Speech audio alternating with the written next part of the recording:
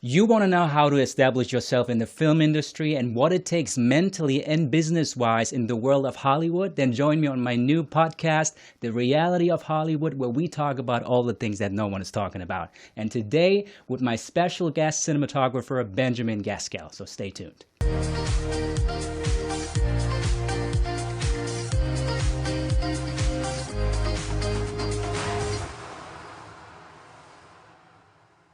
Hello, everyone. Welcome to The Reality of Hollywood. And as the title already says, we're talking about the reality, which is very important to me, right? I'm an actor based in Los Angeles, and I wanted to give you some more details behind the curtain, how it really works, and what you can be doing to also come to Los Angeles and make it work as an actor or whatever, as a creative person. And for that, I have a very special guest today. His name is Benjamin Gaskell, and he's one of the best cinematographers I've ever seen in my life. Oh, wow. How is it going, my friend? It's good. It's good. That's high praise. I saw you live on set. I know what I'm talking about, right? I mean, honestly, you did so many great things on set. I mean, we just worked on one project. Yeah. Persuasion, right? Yeah. Which, I mean, honestly, awesome cast, awesome crew. You did a great job, right? But we're going to talk about that in a second, obviously, right? But first of all, if you could explain to the audience your beginnings, right? Where you're from originally and how you got into filmmaking in the first place. Yeah, filmmaking was not my first choice. Right. You know, my father was a jazz musician, you know, through part of my childhood, and then he always had this very boisterous passion for jazz music, and right. It's like I remember so many times driving along the road, and my dad would be like, "Benny." You know, hitting me like, listen, and he turns it up. It's already at like 8, and he turns it up to 12 or something. Right. And it's just, you know, some jazz solo thing. And anyway. More from a musical family then. Yeah. More so on my father's side. Right. Mother paints, father plays music. You know. But it definitely influenced you, right? Becoming also creative at some point in your own life. Yeah. He was, well, both my mother and my father were very... they wanted to kind of inculcate us with these ideas of you know, having a really strong work ethic, right? But also, you know, doing what you love and just like wholeheartedly throwing yourself entirely at whatever it is, right? Just do it, you know. So where were you born? Where are you from originally then? Born in near Pasadena, a little place called Monrovia. Okay, so not too far from LA, basically. But I grew up in Southern Oregon, so I kind of consider Oregon. Okay. Yeah. And then at some point you just kind of like, I mean, did you feel like at the very beginning, because your dad is so like musically, right, interested and always did music, right, as a musician, did you never think about to become a musician yourself in the first place? Yeah, that's what it was. You know, I film was like not even really on the radar, but you know, well, I guess I remember there was a summer that I made like, this is boring probably, but like stop motion videos with Legos that probably every third kid does or something. Right. With my dad's like high-8 camera with the little tapes. And anyway, and so that was like a early thing with it of, and then also he was involved a lot in Tiny Miss Oregon pageant. That's a memory he loves to roll out. What was that? It's like a beauty pageant, but you're kidding. But this is in like I mean, God, even just saying it out loud, it's kind of you did it. It's too late. He did it. He said it. We know it now.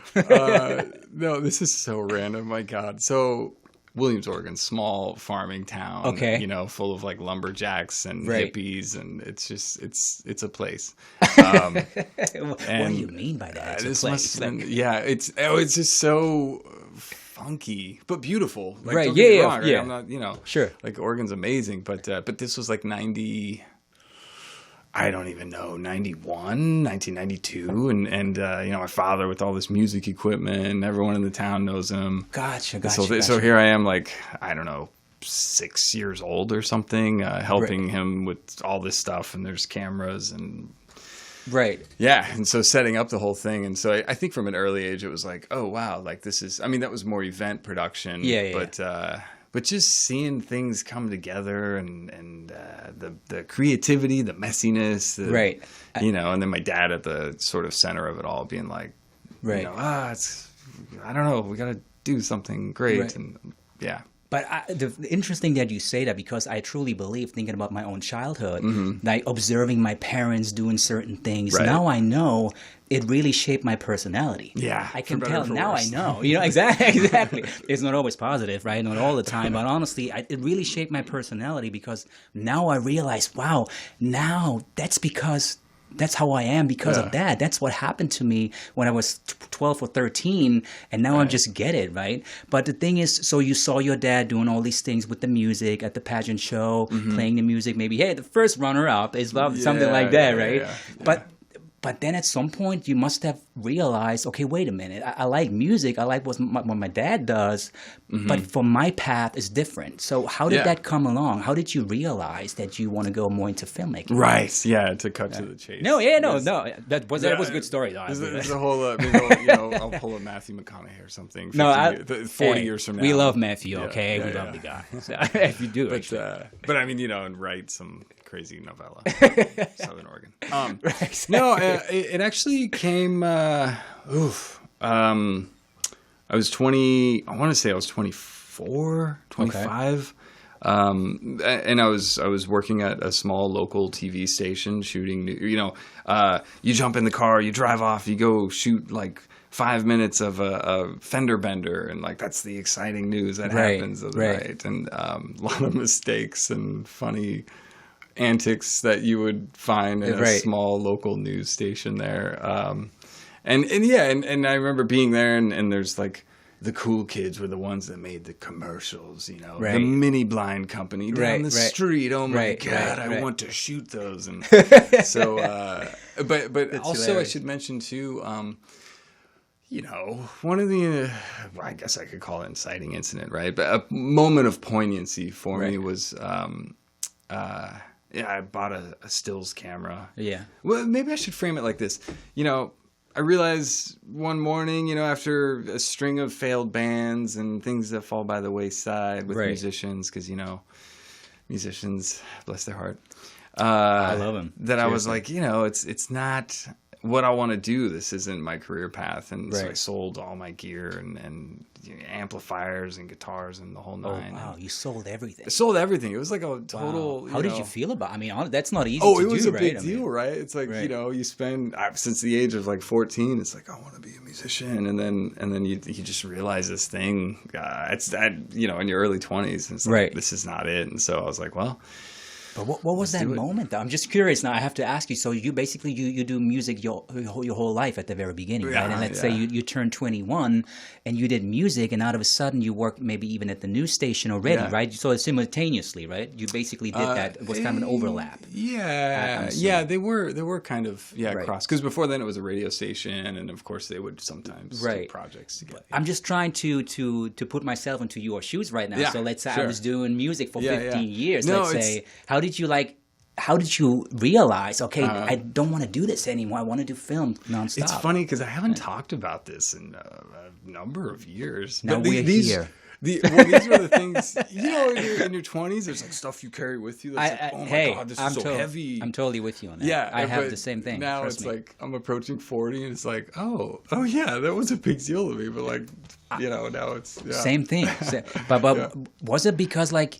I mean, honestly speaking, at some point, I just realized for myself, I really have to tell you, because the thing is, for my family where I'm from, like acting or being creative was more like, oh, Ben, that's just a hobby. You can just do that as a hobby. That's great. You're on stage and do some whatever. What profession were your parents? Oh, my God, man. Well, what were they doing? And then what were they like pushing you? The thing is, talking about like my dad and just by being influenced by what you see as a kid with your own parents, my dad was more like a manager guy. He was like a manager for a big company, So when I saw him as a kid growing up, I was like, oh wow, that seems like he has some like something to say, he's this kind of dude. People call him up and ask for something, And I said, wow, it seems like he's a very like suit guy and blah blah blah, something like that. And I said, okay, if he's doing that, I think maybe that's also the right thing for me to do.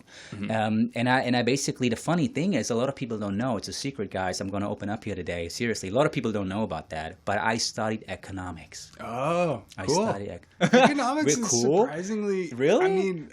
You're not surprised? I am surprised. Never took the economics class. I lived in D.C. long enough, though, to rub shoulders with people that were like, microeconomics. But it's funny because people who basically met me later on in life, they didn't really feel like that I could be in economics and just study and just be kind of a business guy or whatever. Mm-hmm. But honestly, I finished it. I did my bachelor's and back in Germany. I did all that, right?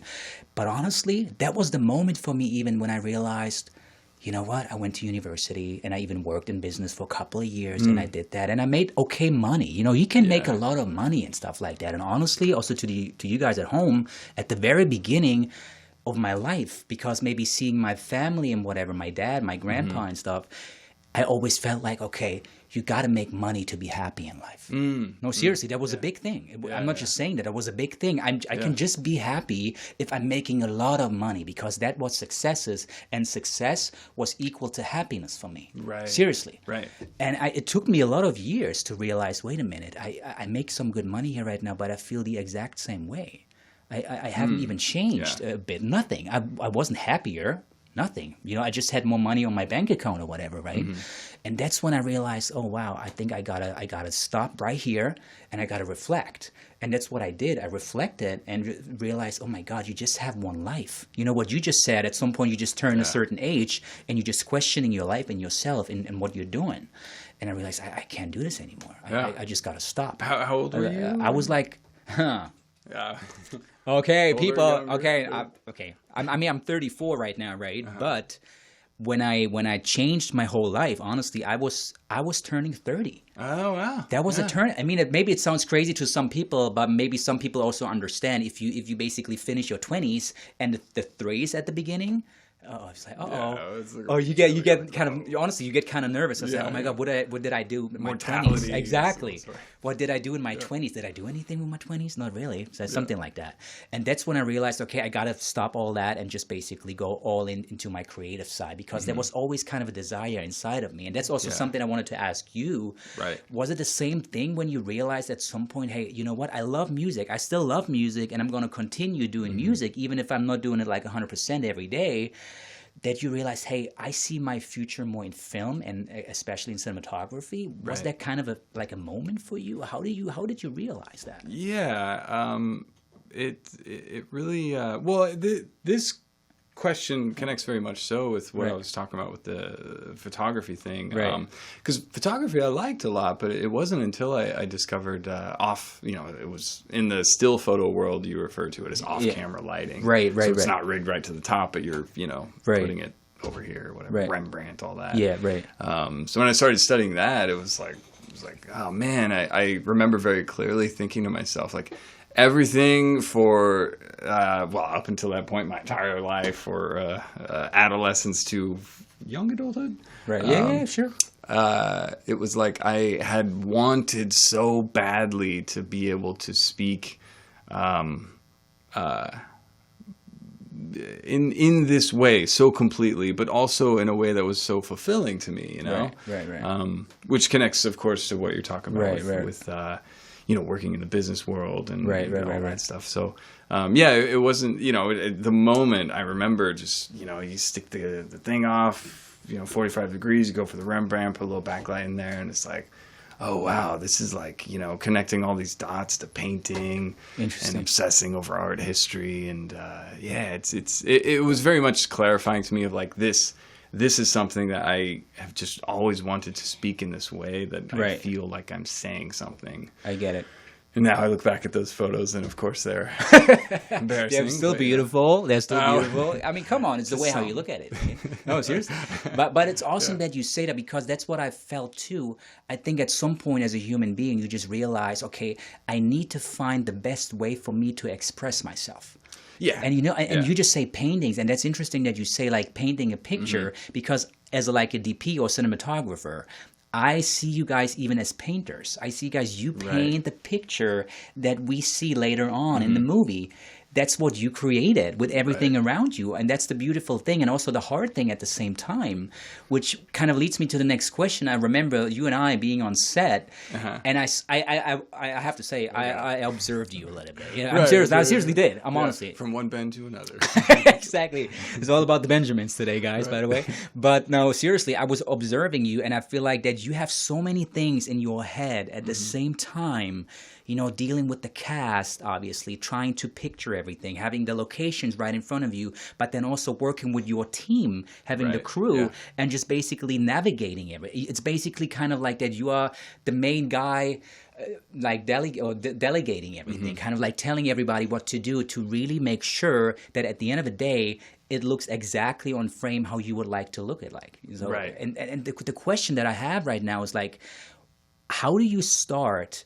What is kind of, how do you visualize how you want to have it look on screen when you start? Let's say you have the first take of the first day, you have the first thing that you have to frame. What do you visualize, and how do you go about that? Yeah. Well, there's a couple of things worth mentioning too, kind of coming up to your question. Yeah. The collaboration with the director and sort of the scope of what they have to say. And also in the interest of like not saying things that have been said 100 times before, I just don't try to be brief about this. Yeah. But, sure. It's like the director comes with what they have, and sometimes it's like the set we just got off of, she came to me, Victoria, the director, and she had storyboards, and part of her process of storyboarding did include some blocking diagrams because of the software, and then like really strong, extensive vision that really it's kind of just filling in the gaps and then meeting them halfway. Whereas other directors, it's whether it's through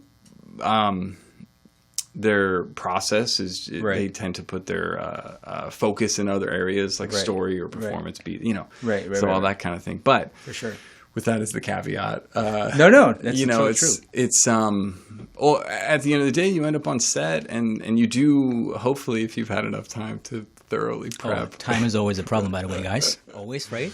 Yeah, it's we need more time. Like 24 hours is not enough, It's really difficult. It's great. I know. But yeah, if you've been able to prep enough, you're on set in a location that you've been at even if you've never been there before. Let's say it's a documentary, and hopefully at this point you've internalized like what the feeling of the images need to be, and then it should be hopefully a pretty for me like it's a pretty simple thing to kind of see the room, feel what's happening, know what tools I have on hand, and then you just kind of render the thing. I know that's nebulous because it's like I'd like to give a clearer picture of it, but no, I get it. The question that I have right now, let's talk about the last project we just did a couple of days ago, right? Persuasion. Which is a funny coincidence. I know. Planned or anything. I know exactly, right?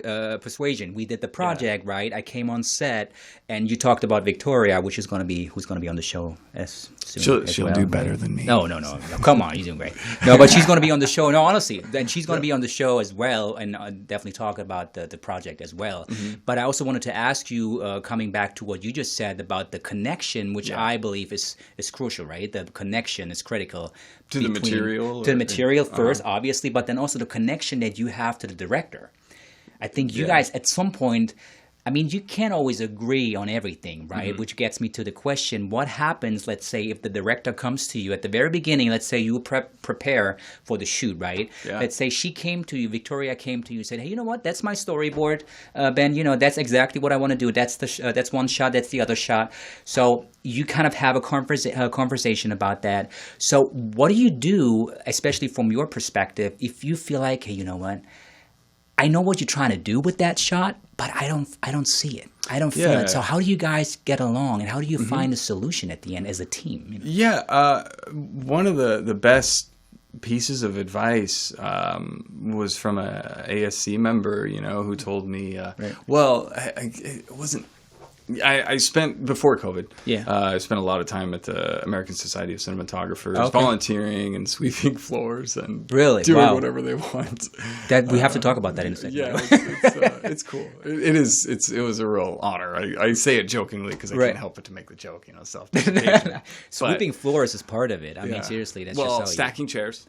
Hey, that's the next step, by the way. I did that too. Trust me, I did when I came to LA. I did that too. Yeah. I was washing tables and plates and stuff like that. And it's a true story. Anyway, what was that? Okay. So, but yeah, once in a while, and this is why you volunteer there is to get the small nuggets of opportunity, the slivers of time with some of these members, and you got to have your questions ready or whatever. And, and I remember one of them, as I was lamenting over, I don't even know what I was shooting then. This must have been 3-4 years ago. Okay. And he stops me. He's like, listen, kid. Be careful with that artist stuff. I understand, we want to see ourselves as artists, but don't fool yourself. It is aspirational, because at the end of the day, the first thing you must be is a solution for production. You're kind of a hammer. Hopefully it turns into a paintbrush, but okay. So stay solution oriented, and then if you get your moment of artistry, awesome. And I remember at first it's getting hit with cold water. Since, I don't know, 5 years old, I've had a paintbrush in my hand. You destroyed my dream here. My illusion is gone. Oh my God, what is this? But it's just, man, it's I love this piece of advice because it's... and this connects with what your question is, about what happens if there's a disparity of vision between the director and DP. And I love feeling comfortable in the place that I've worked so hard to do what I love doing, and the place that I've found a lot of comfort is not losing sight of that. Is understanding very clearly, this is the know what show you're on, and so for me, it tends to put a lot of effort towards trying to really clarify what the intention is, and then of course within that, if there's some things that, and there is always, within minutia of blocking or some composition across the scene, I always weigh in, and and that's where trust between the director and interesting that you say the word trust, because for me, honestly, when I'm on set, that's exactly what I'm always trying to create for myself too. Maybe you do the same thing, but from an acting perspective, as soon as I get on set, I'm trying to build kind of an environment for myself where I feel like, okay, I think I can trust the environment. Does that make sense to you? Yeah, it does, not just because I just met the people, I cannot really trust everybody in the first second, obviously, because you just meet people. But I'm trying to make myself comfortable in the moment by trusting myself and the environment. Which helps me dramatically. Well, it's cool to hear this as a DP, because I see a lot of the preparation, and also tools and learning experiences, failures, all of that. At the end of the day, when action's, what is it, when the director's job ends, when action's called, it's not far away from that as a DP. It's man, when the first AD says pictures up, it's time to go, don't touch nothing. But then the room, and Victoria and I have talked about this. We want the energy of the room to shift. The room does, for me as a cinematographer, the room changes, and what happens there is incredibly important. And I want to create that environment that an actor could be I'm gonna take this huge creative risk for, or maybe not, whatever it needs to be.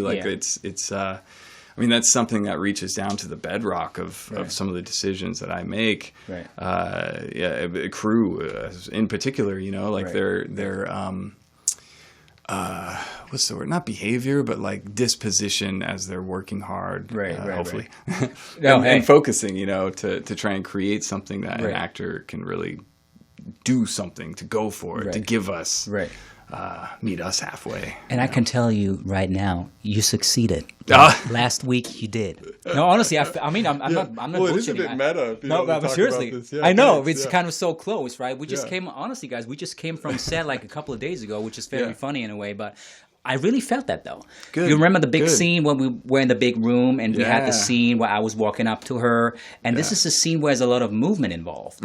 So I think like I was really trying to feel the whole room in order to make it work. You know, feeling her as my partner in the scene, but then also really feeling the room, knowing exactly, okay, because for me, and I talked to Victoria about that, for me as an actor, it's really about creating this movement within me. For me, acting is almost like a song. Maybe we even talked. I think we even talked about it. Like a melody, like a song. It has to flow. It has. It can't be interrupted. Yeah. Because if a song is interrupted, you can feel it. You can hear it, obviously, but you even feel like, wait, there was something wrong with the song right now. And I don't like that from an acting perspective. I need to create a flow. Does that make sense? So and that's what I was trying to last week, and it just worked. For me, personally, it worked. I hope for you guys too on screen. No, it did. I realized, okay, wow, I think if the environment wouldn't have given me what it gave me, I think I wouldn't have been able to give back what I was trying to do. Yeah. And that is very important to me. It's kind of a give and taking situation in just a couple of seconds. So and I think it's the same for you guys too, right? If you feel like you're filming something, let's say you have the camera on something and you feel like, I think you have the same feeling, okay, something is happening here right now. Just stay on it, right? Just trying to even have the connection right now with the actor or whatever the location or the situation, and just trying to move with it. Is that something that you do sometimes where you feel like, hey, just keep it rolling, just go for it? Or do you feel like, okay, we got to cut right here because we have something else in mind? How do you... It depends. God, it's like the switchboard of my brain's lighting up, you know? There's like That's there's a philosophical component of it, like what about it connects to me. And what is that? Does that... Well, it's highly contextualized by like what the story is, you know, whether it's a documentary and it's something you kind of are showing up to just simply bear witness to. Yeah. Or, but then also like that same language could be, again, aspirationally applied to narrative production, you know, where you're trying to create this environment that then you put the camera on your shoulder, you switch into more camera operator mode than you know, cinematographer, and you're kind of trying to just be present with the performance itself. But I know that the thing, I feel guilty at least not mentioning this along the way with it is, you know, it's all well and good to like sit here and be like, yes, Ben, I'm an artist. Like I weave these images and all, but like I can't do it without the crew, you know, and especially the director too. There's a direct correlation with how successful I am, both with the how inspiring and diverse or focused the director's vision is, as well, equally I would say, as well as how hardworking and dedicated or respectful, loyal the crew is. Very important, by the way. And the crew for the project we just came off of with Victoria's, I mean, they showed up like more than 15 minutes early every day, you know, and it was stuff like that like really touches my heart, you know. It just it makes my job at least a little bit easier. Right. That's interesting that you say that. So dedication is very important, right? From everybody involved, obviously. But what you just said right now is basically what I was understanding is that even if you have like a vision in mind, let's say you know exactly what you would like to do as an artist, as a cinematographer. I want to shoot that exactly like that. Yeah. Would you say that sometimes, because of the situation and the circumstance, it's just not possible to do? Because you have the time issue sometimes, right? You got to move on. You have the crew involved. You have people working with you together on this project. So sometimes it's not even possible to make the vision a reality, because you just have to be like, even technically, paying an eye on, okay, is that actually doable right now, what I really want? Or is it just something that I feel would be awesome, but unfortunately, we can't just do it right now. It's just not possible. Is that something that you come across sometimes, or how do you how do you deal with that? You know? There's the political answer to it. Which is, I like politics. Because that's the thing about cinematography. It's like, oh, okay, cinematography is lighting and it's composition and it's weaving these elemental properties of visual storytelling. Right. And then, you get pretty good at that. And then you're like, oh my God. Oh, I have this, super nuanced vision to create this thing, but also like I'm not communicating well to the crew. Right. Oh my. Oh, okay. So it's communication. And then so on. It keeps going till it's like, to be faced with an image that you are not able to create because of whatever reasons. Right. Usually budget, or time. Right. Sure. It's like, well, how are you communicating that no? Are you saying like, because I would never say like, no, I can't do that. Right. It's more about like, okay, well, here's how we should try. And what I would actually respond with is like, well, what is the feeling that we're trying to go for? Or what is the tone or stylistic property that you want me to capture? Interesting. And then I will, leverage my experience and taste, as an artist to try and get us there with what we have. Which brings it back to the whole thing of at the end of the day, you're a solver of problems, I actually love what you just said. Honestly, I think that's brilliant because I think that's what it is at the end of the day, right? Because on every set I've been to in my life so far, there was always something unpredictable. There's, you know how, I mean, we know how it is, right? There's always something coming up out of the blue, and he's like, how in the world is that even possible? Oh, yeah. Totally. You know what I mean? Yeah. So, and I think you just have to be like a solver. As you just said, you have to solve an issue that just comes out of the blue. You just have to find a solution without even changing the outcome, though. Yeah. And that's mastering. I think that's really something that you have to master, right? It takes time and I think like experience to do that, because I feel like if something comes up for you, I'm just assuming, correct me if I'm wrong, let's say something comes up for you as a DP and you just feel like, oh, damn, okay, what am I doing here right now? So I have this thing, we wanted to do this right now, but now I realize we can, so what are we going to do? You have already certain like second ideas in mind that you could take from, right? Experience. Okay, maybe we could do it that way. I did that before. I know this might work. Let's try this. Is that how you do it? Or I have a great anecdote for this from the day before you came on the project. Oh, really? Oh, yeah, so the Friday, pretty much last Friday? Yeah, gotcha. yeah. And her film opens. It's a night exterior. Right.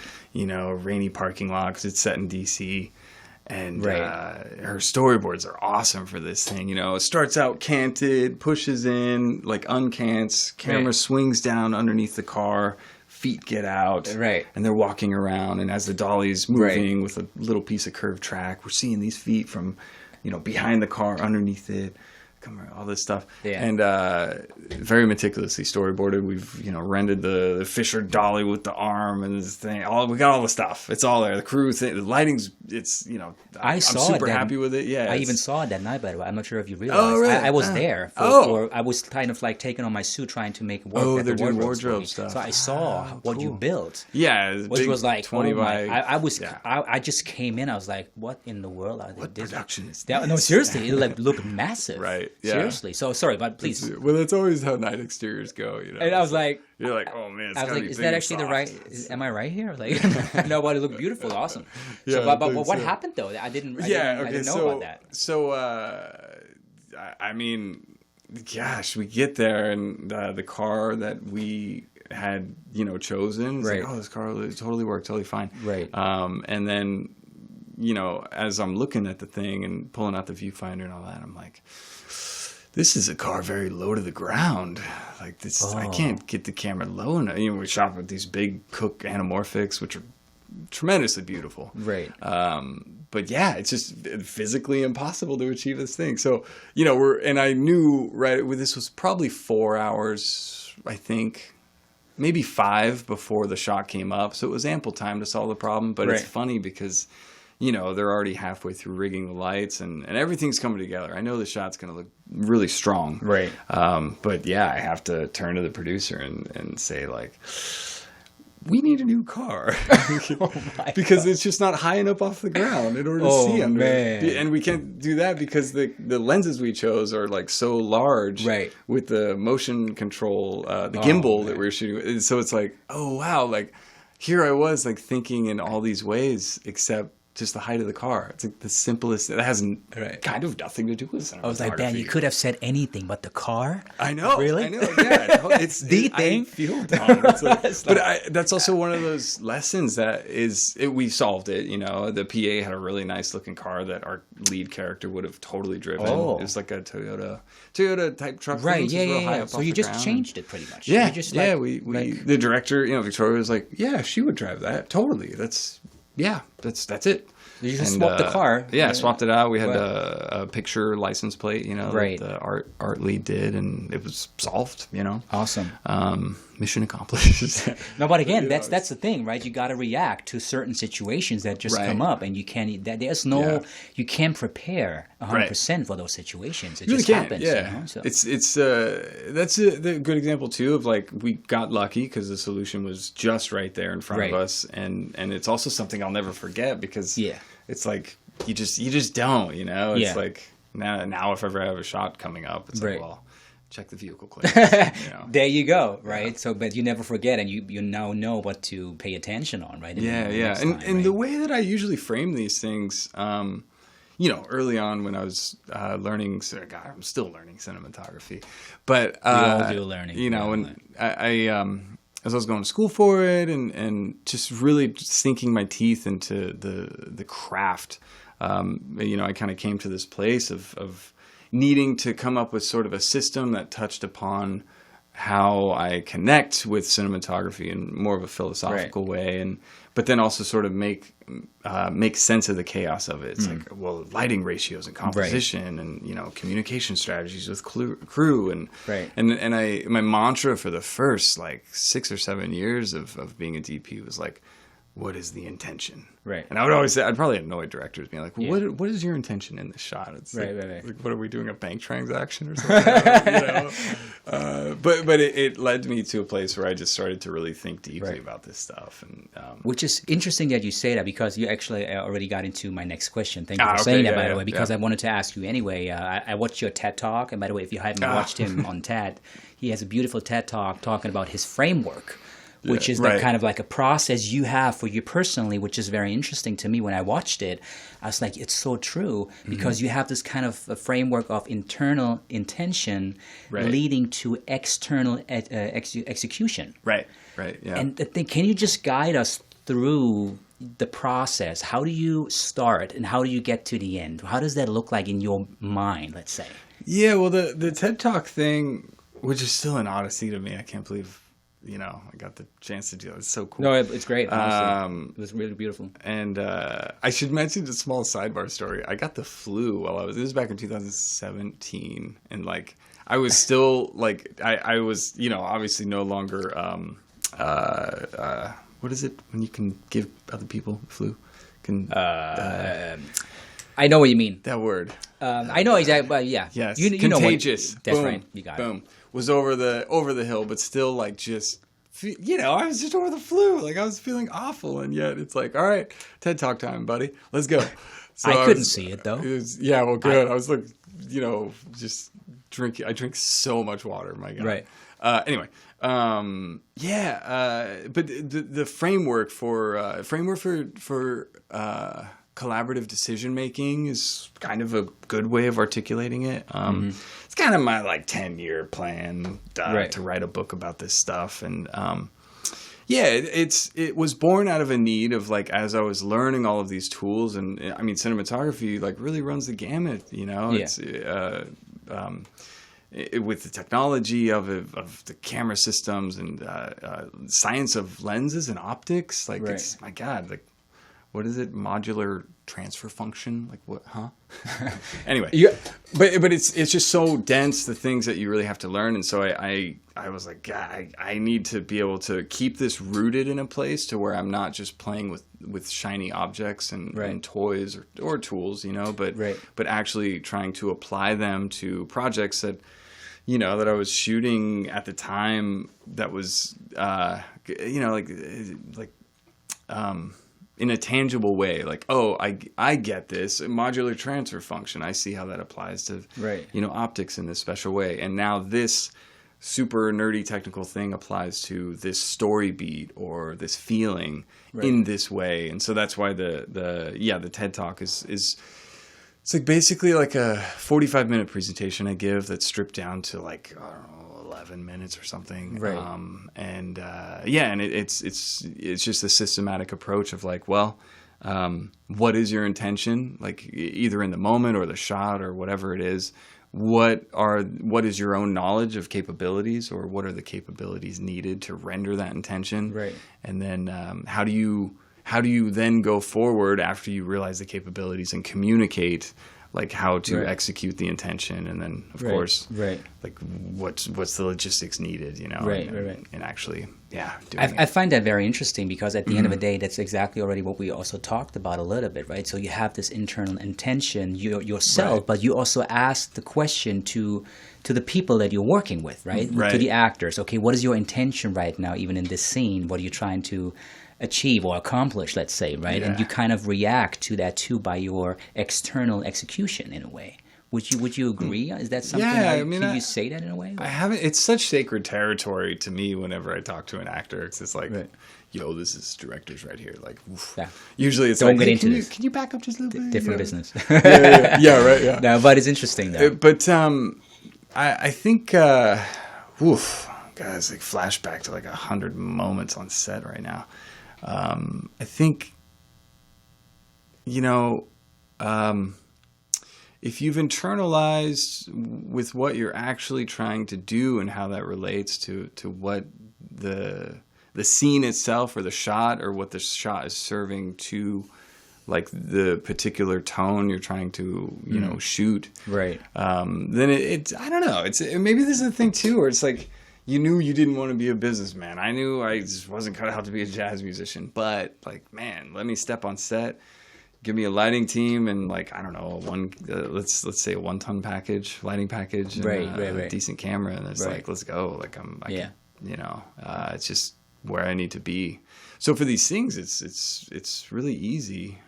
But that framework and I don't know if this is exactly answering the question, but it did allow me to sort of know how I need to sort of unfold these things moment to moment on set. And now it's like I don't even really think about it. It's kind of like I don't know, black belt martial arts stuff where it's like, but I'm not necessarily thinking what my intention is, but just sort of reacting instinctually. But I think it could help, certainly, if you're coming up against something and having difficulty giving an adjustment to an actor or even a lighting adjustment or whatever it is, to just stop and ask, like, what am I trying to do here? And how does this connect with like the piece in general? You know, and I think that also sets you up really well to be like, well, is this the hill I want to die on? You know, like is this, are the resources required to achieve this worth the outcome? And you know, so that means you basically saying that at some point you stop and you just take a step back and you just feel like, okay, wait a minute, what are we really trying to do here right now? Okay, so what are we talking about right now? Is that even necessary? Is that something that we don't even need? So let's stop, take a step back, coming back to our intention, and then readjust the external execution, trying to make it work. So you kind of like balance those two, trying to have a combination, but balance them out in a way, kind of like when you feel like, okay, maybe going the wrong direction, let's try to stop, take a step back, getting back to our internal intention, and then just try to move on again. Is that kind of? I'm just trying to follow you, like your. I realize. You know? No, seriously. I realize it's just something that's so deep in me. It's like, I mean, maybe I'm rolling this out, and half the people who hear this, their minds are blown. I have the same thing. I mean, honestly, if people ask me, okay, Ben, how do you prepare for a role? How do you do it? How do you? Well, why do you do it that way? And for another character, you do it that way. Why do you do that? And the thing for me is the exact same thing. When I read Victoria's script, when I read the script, what happens with me every time, I'm even observing myself when I'm reading the script, I already see myself.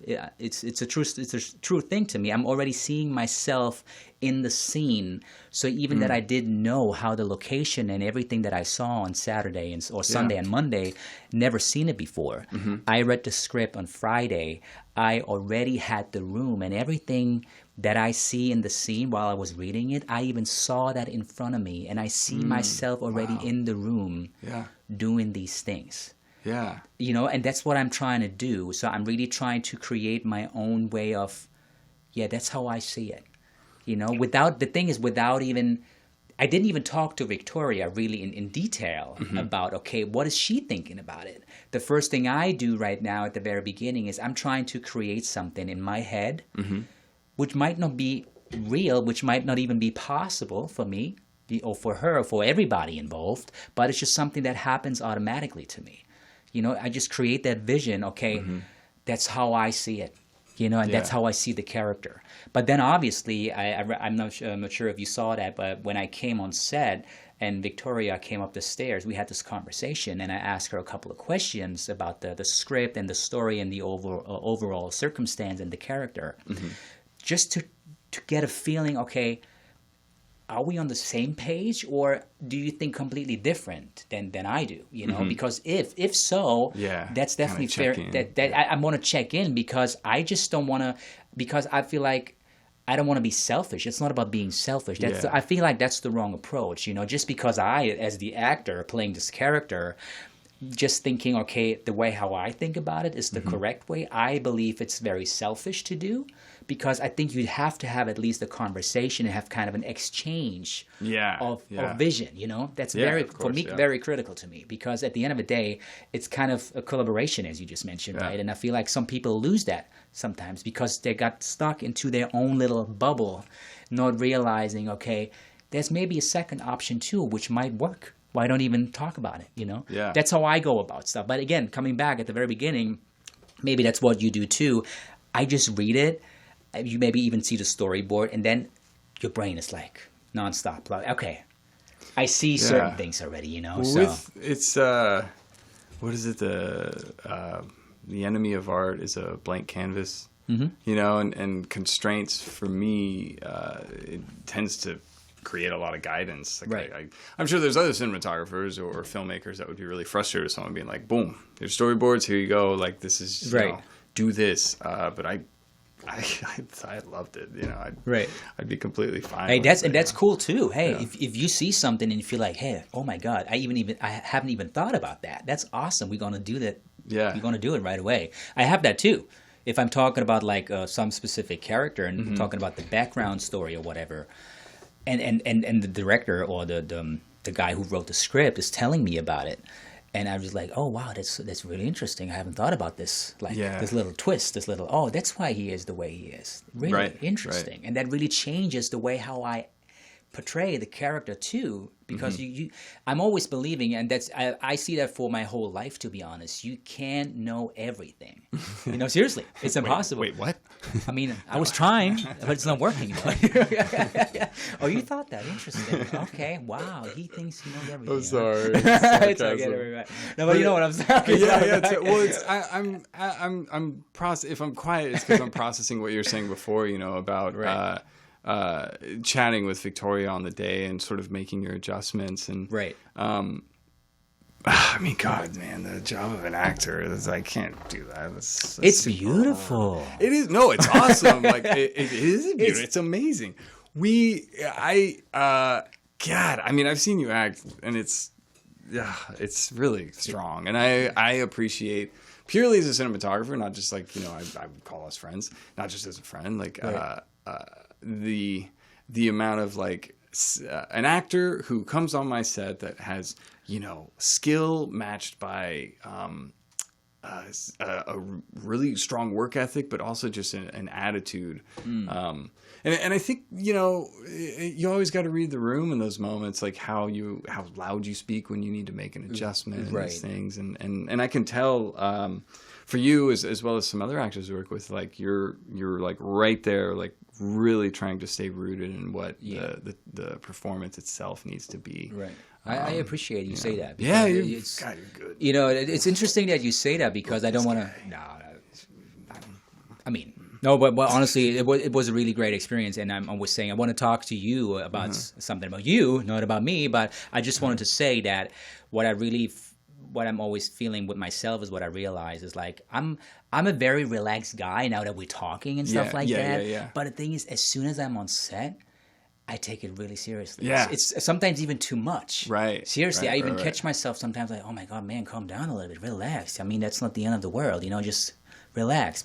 But I'm such a like, you know, that I can't really disappoint anybody right now. I got to make this work, you know. Do you think that well, of course, you know, that is connected to sort of that like little peak of sensing your mortality, right? Like that's true. You turn 30 and you're like, that's true too. You got know, it. That's it. And I know for me, like with being a full-time freelance cinematographer, like there's a lot of times, you know, relationships come and go, money comes and goes, but like there has always been the craft of cinematography, like right there, and it's that's interesting.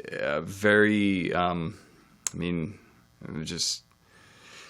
It's easy to be super dedicated to when you're on set with it because it's like, God, there's nothing else, you know. I mean, I can't say that because I'm like in an awesome, fulfilling relationship, and I do have designs and visions for the future. But yeah, it's like the more you're willing to give it, there will be a very strong correlation with the more you give back. Right. No, I truly believe that. I truly believe that. And by the way, you said something so true, which gets me to a different topic, because we have a lot of listeners and even like people watching it on YouTube, and a lot of people from the US, from Europe, from Australia, from all over the place, right? And a lot of people just might ask themselves, okay, I like what Benjamin Gaskell is doing right now. You know, I always thought about to become the same. I want to become a cinematographer. I want to be on set. I want to be a DP. So what advice would you give to somebody who's just maybe starting out right now, especially in the world of LA, Hollywood, right? The so-called Hollywood. Like, you know how it is. And coming back to the money thing, you just mentioned money. And at the end of the day, we all have to realize, you know, I realized myself, I didn't want to become a manager in business or whatever. That was not my thing. But when I came to LA, when I was trying to get into the world of acting in LA, you got to be honest, it's a business as well. And it's almost sometimes more a business than anything else. You got to be honest about that, right? I mean, it would be bullshit, I have to say, oh my God, it's all about artists and you're going to be creative 100%. You can do whatever you feel like. You just come to LA, you can make it work. Whatever you have envisioned, you can do it right away. Come on, we got to be honest. That's not really how it works. Guys, I got to maybe disappoint you here right now, but you have to understand how it works. And what I understand for myself, what I really realized over the last couple of years is, okay, you have to still wear a business hat too. You have to be, even if you are creative, you know, you're like a cinematographer, you are an actor, you're a director, whatever you want to be creatively. You have to understand that it's also a business, and if you don't think about it in a business or from a business perspective, you might lose out. Even if you are the most creative person in the room, if you don't have this business mind as well, I think you might be in trouble, especially at the very beginning. So I just wanted to ask you from your experience. So how did you make it work for yourself? Let's say coming from Pasadena, right? You got into film, so you studied it, right? As you said before, right? And how did you make it work coming to LA, realizing all those things too, business-wise, mentality-wise, emotionally, which is also a topic that I feel like a lot of people don't talk about, really. You got to say you have up and downs, right, in this industry, in this town. How do you make all of that work? What is your way, and how did you find it? Well, and also for context too, I was living on the East Coast, and I moved here also at the age of 30, you know, and my mentor, you know, he told me at some point, New York or LA, you got to pick one. I know, right? He's like, well, I got family out here. The weather's better. It's like, always the question, right? There's parking lots at grocery stores. No, it's true. Yeah, I got you on that one. But yeah, so interesting. So you came from the East Coast actually before you moved. Yes, yeah, and so it was, you know, a lot of trepidation. It's like, okay, I'm finally doing it, leveling, because I was in bouncing around Philly, New York, and DC, but then I stayed in DC for I want to say 3.5 years, working in house as an in-house cinematographer at an agency. Right. Yeah, and I knew I knew sooner or later how to make the jump. So switching over to freelance and being a free agent, you know, I was fortunate coming to LA with an existing network of people, and I applied for a lot of. It's teamed up with a director, and we went out for getting funding for a short film through a kind of talent development program. Okay. And there's all sorts of them out there, and, and that was kind of like, oh, okay, well, this grows the network a little bit, and people who you can trust. Right. And then it's a tricky thing, like as a freelancer, sort of trying to keep the bills, the lights turned on, the bills paid, like as you're still growing as a DP, and you're like, right. I think when I first moved here, I had like a $4,000 camera or something that like wasn't as. That you brought with you, though. Enough of a small camera package that I could do smaller jobs. But how did you connect, by the way, with the director? How did you find these people? I think it was born out of the the agency I was at in DC. Oh, so you had a connection through the agency in DC, and just people knew me, like, oh yeah, your shit's pretty good. Word of mouth, right? And I did a feature film as well before I came to DC, so I had a little bit of a body of work that I could leverage. And yeah, but I would say if I had to give someone advice who's just starting out and focus on cinematography, I mean, be safe, don't have an ego, but say yes to everything. Right. Until you just, you hit the threshold and you kind of can't. It's just not feasible, or you learn a bunch of lessons and then start saying no to stuff. Interesting. And if the craft of cinematography is your first love, you're going to pay attention to it. You're going to learn some things. Hopefully, you can go to some kind of school somewhere. Right. Be it like, one of the ASC, they have masterclass programs that are like $3,000 a pop, I think. Okay. Maybe. I might be wrong. Those are really great, but then also, of course you can apply to, some larger school or institution. And, there's ample tangible wisdom out there. I think it's just how much do you want it? That was something else too. When I first moved to LA, and this is kind of talking about the mental health thing, it was like, it was hard.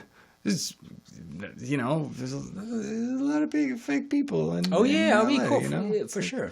Yeah, it's a roller coaster, Oh yeah, and learning the rules of it is like a difficult thing. And I would when I would doubt myself or think about like, was this the right move? I would think like, well, how much do you want it?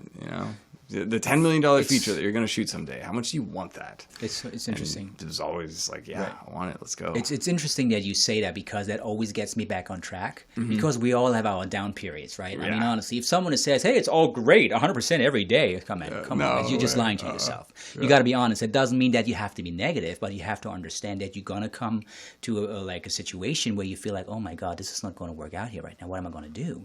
Right. And I think to overcome the situation and just being still in this town and trying to work on your dream, and step by step, I see it like a step-by-step thing. I think you have to celebrate every little step that you go towards your bigger picture, like painting. That's how I see it today. Mm-hmm. At the beginning when I came, like back in my 20s, I was like, I want to make it big in 1 month. Yeah, right. Done. Yeah. I just go there, they're going to take me on. Boom. Easy. Yeah. Easy stuff, I was just thinking about the big picture. Mm-hmm. And now, as you just say right now, really learning how the city works, because the city in this town works a very certain way, connections. Yeah. And it's not just like a saying that people always say, people have to know you and you have to know the people. It's really true. It is a fact. It's not just like a phrase or whatever. It really exists. Mm-hmm. I feel like a lot of situations, a lot of projects, and people getting cast in certain movies, or basically becoming on as a cinematographer or a DP, basically were created because of a relationship that already existed, or was basically just created because someone went to an event. Maybe someone met someone because they had a mutual friend or whatever. Yeah. These things happen in this town. I think you just have to be open-minded, and you have to stay open-minded, even if you have a downtime. That's the tricky part. Mm-hmm. You have to. You feel like you kind of almost isolate yourself for a certain amount of time, maybe sometimes, because you feel like, oh my God, this is not working out for me. What is going on? But if you do that to yourself, I'm always thinking you kind of work against yourself, because that's not what you want. You know, you want to be successful in what you love doing. That's your passion. But if you kind of close off and you don't want to be around people or whatever, you kind of work against yourself, because to be able to work on your passion, you've got to do those things. So, and I feel like it's hard sometimes for everyone to understand and realize these things. That's how I feel. And I learned so much about it, right? But I just wanted to come back to what you said, and I think we also like, oh my God, we're talking so long already. I can't even believe it. I think one last question though, and I think you have to come back at some point. Does he have to come back, right? No, but the thing is, I just wanted to ask you very quickly. So you would definitely feel like, okay, you have to have a bigger goal in life, right? Especially when you have a passion, for something. There's just one thing in life that you maybe just have one chance to make it a reality. Yeah. Right. And I think you just have to go this path if you strongly believe in it. But then you said something about the business things too. So coming to LA, and just give me kind of an idea. So you came to LA, you worked on a feature film before, you said, and then you had some kind of connections and stuff like that. But honestly speaking, at the very beginning, did you have to work a different job too to make it work? So what did you do to make it financially work for you? Yeah, even though I had feature film credits as a director of photography, I came here and I AC'd I was a focus puller for the first interesting 6 months or something. And and that was mainly because I came here with an attitude of like, well, I was like a maybe questionably big fish in a medium-sized pond. Let's get in here and work with the pros and see what they do. Right.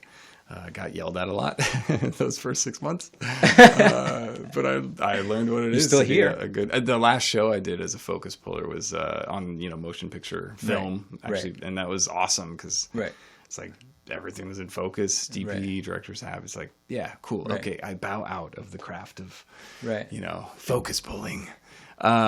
But it was important. I before we end, I should mention. Please. It's like I know if there's any cinematographers listening, they're like, "Come on, talk about the whatever awesome piece of gear. What's the tell us about the Tiffin smoke filter that this junk." But the thing that I think is most interesting to me is the business the stuff we were talking about before of like intention, capabilities, all that. What the TED Talk was teasing, and the longer form talk of that I go into was really about, and the most exciting part of that is asking the question, not what is my intention, but like what are you cultivating and feeding into the mechanism that creates your intention. Right. And you can get super weird and super psychedelic very quickly, metaphysical, Right. But it led me to a place of thinking about like, well, there's the tangible wisdom elements. Do I know the iconography of some of the objects of the stories? If I'm filming a story about a guy who murders people with an umbrella and we have to shoot umbrellas, do I know this object as an icon intimately? But other areas too.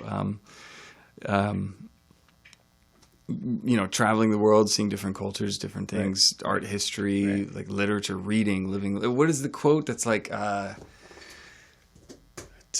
You read a book that wounds you deeply or something. It's but these things that give you emotional context and maturity for sure. Totally. for the things you set your heart to.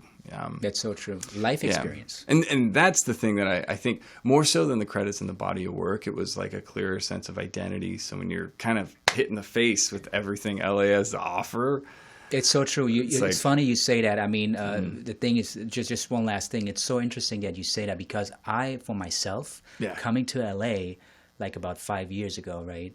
I think now I truly know who I am. Before, I thought I knew. I thought I knew myself. I know exactly what I want to do. But now I know I did not. I did not know who I was, really. Yeah. And now really living life here, being like challenged with all those things, up and downs, you just realize and you reflect on yourself so much, who you really are and what you want to do with your life, because you just have one life at the end of the day. Right? Yeah. So, but thank you so much for sharing that, by the way, because I think that's a very important message, because a lot of people, and I really wanted to also do the show because a lot of people just always see the red carpets and the celebrities and the big things on screen, on the big media, right? But I feel like, exactly. But I really want to talk more about the things behind the curtain and what really happens to get those people to to what you see in the movie and stuff like that. Yeah, of course. Right? Yeah, well, I hope this is worthwhile. Oh yeah, of course. So he's gonna come back, guys, for sure. But by the way, what are you up next? What is the next thing you're gonna do? Where can people? There's there's all this Instagram website, all the things. Just my name, benjamingaskell.com. But Check him out. There's a bunch of commercials, what we're doing next, and then there's a feature doc that we shot the first sizzle reel for, got funding, and now we're about to go into production. Right. And then I think I'm going to Nepal. It's a bit of a question mark, this one, because awesome script, really cool project. Am I invited? But you could, it's got a scooter chase scene. I'm picturing myself being in the mountains of Nepal, like riding dangerously on the back of a flatbed, holding a camera, and just being like, all right, production insurance, let's go. I definitely have to see some pictures. That's it's just COVID keeps kind of. We were going to shoot in October, and then so everything was moved back. So. Yeah. But thank you so much for coming on the show. Really. Please follow him at Benjamin Gaskell, right? Gaskell. Yes. Right? Want to make sure. And you can also follow me, obviously, at Benjamin, the same first name, obviously, Schnau, Schnau, Instagram, Facebook, YouTube, all the social media platforms. Better looking Benjamin. No, it's not about, it's about. Hey, I'm a DP. Take my word for it. No, but thanks, you guys. Thank you so much for coming on, right? And thanks for watching, guys. We're going to be back soon with the next episode with Matthew Rhodes next time. He's an actor based in Los Angeles, and he also has a lot of stories to tell. Thanks, guys.